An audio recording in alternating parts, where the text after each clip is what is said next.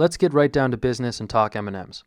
This plan actually has little to do with M&Ms themselves, but the name was inspired by combining the initials from the last names of my vice president and I. I'd love to show it on screen, but in the cancel culture of today, the rules of campaigning won't allow me. I've played this game before, and I regret it to this day. Now the 4-point plan. Now any real M&M fan knows that there are 6 different colors, so to make this presentation more satisfying, I've added points 5 and 6. You can thank me later. Point 1. Cleaning up our digital workspace. Currently, there's Zoom, Google Hangouts in the big blue button, now known as Schoology conferences, for conducting live online lessons. And we're divided between Google Classroom and Schoology for online assignments.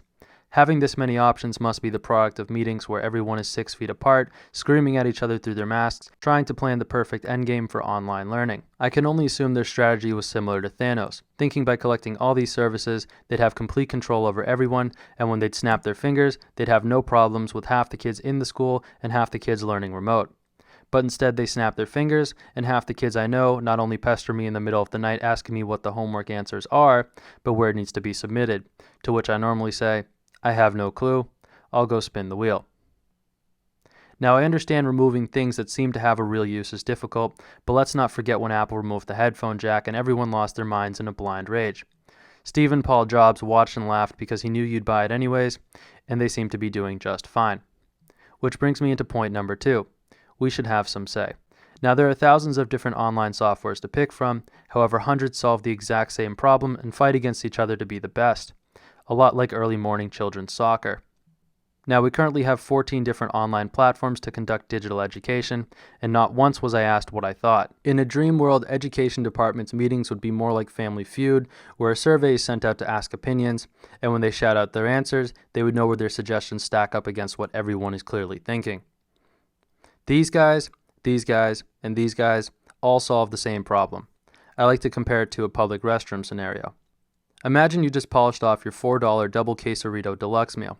Now if you have a normal digestive tract, you've probably got around 20 minutes before you find yourself in a public bathroom wondering if this is where your story ends. After a couple excruciating minutes, you turn out okay, and when you go to tidy up, you realize that you're out of toilet paper. Using up the rest of your luck, you call out, "Is anybody there? I'm out of toilet paper. I would love if anyone could spare a square." Your heart jumps with joy when you hear, "Bet, got you, homie." And after a minute of listening to footsteps from under your stall, you get rolled some fine grit paper towels. Now deep down in your heart, you know toilet paper and paper towels can do the same thing. However, one provides the comfort and cleanliness you're looking for, and the other one will scar you for life. And if you were asked what you preferred, you'd probably be sure to pick one over the other. Point number 3. Tame the inbox.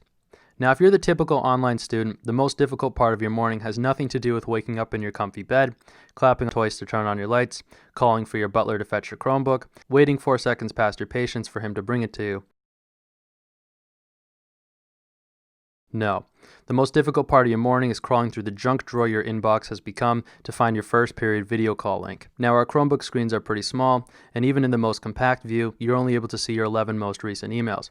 I did the math, and in an average week for me, I get 1 email from Principal Brown, 2 about gym class, 4 updates on math, 4 updates on shop, 5 alerts from College Board, 6 updates on my sciences, 10 general one-on-ones with students and teachers, 11 updates on English, and 40,000 emails from colleges.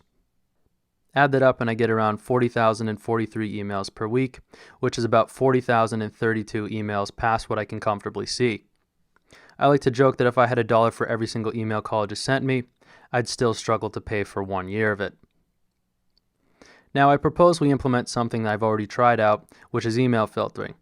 Email filtering is something that has always been there, but nobody ever does. It's been amazingly helpful for me with keeping on top of my classes, and better yet, Google Classroom and college-related emails go straight to their own folder, leaving my inbox a place where immediate information is actually stored. Point number 4, record and publish meetings. Way back when I was a freshman and breathing fresh air was no longer a luxury, I knew I had to do something to stand out as a student. I often wondered what student government actually did, and I imagined it to be like Wizard of Oz, where there's some bald magic man behind the curtain who ran the whole operation. After having been treasurer and president of my class, you notice some things just seem to repeat over and over again. Every year kids ask the same questions about what student government does.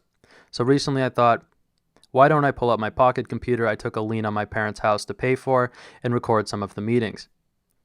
This could help our school in a number of ways, such as bringing conversations back to students. Any school is literally nothing without the students that attend it, and it only seems fair that you can listen in on what's being planned behind the scenes. It also helps introduce new ideas. If there's something interesting you heard or have a comment to add, there should be a place for you to share it and be heard. Screaming it at me from 6 feet away through a mask gets a little difficult sometimes. This would also help improve the culture at the school, making students feel more engaged and included in what's happening, primarily through removing I and I wonder situations.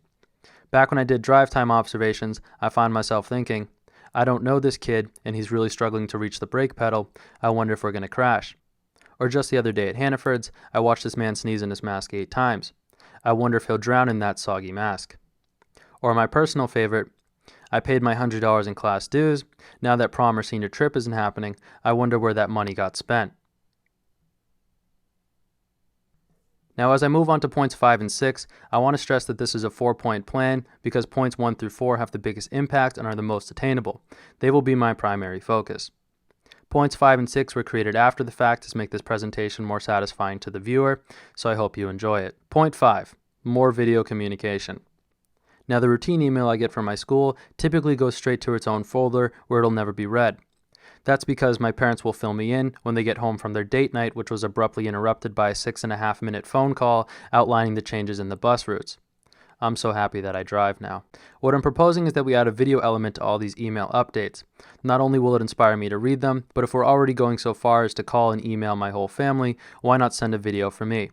More seriously, I feel like this will help create context and rapid acceptance of new information, help destruct rumors, and add a personality to the message that's being sent. I think the shift would most effectively be made through an online platform called Loom. It's free for student and educators, and I even use it myself. One time it even helped me land a job interview. Point 6, spending class dues on M&Ms.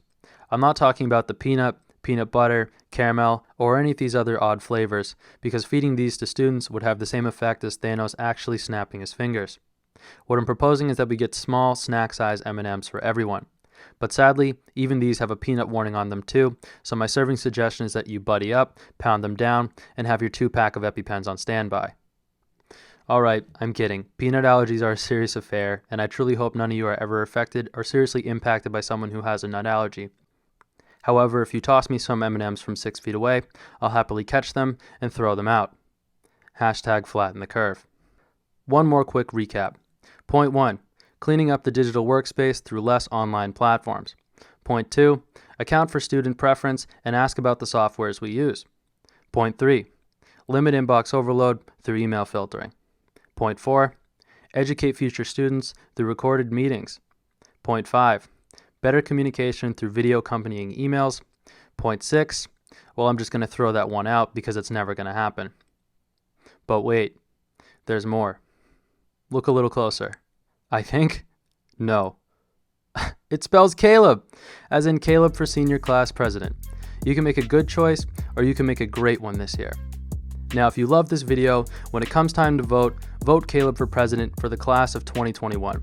Also remember that this 4-point plan was constructed with the help of a very specific vice president. On top of that, it would mean the world if you dropped a like so other people on the internet can enjoy this, and share this video on your story so we can really win this year. And until next time, it's been yours truly.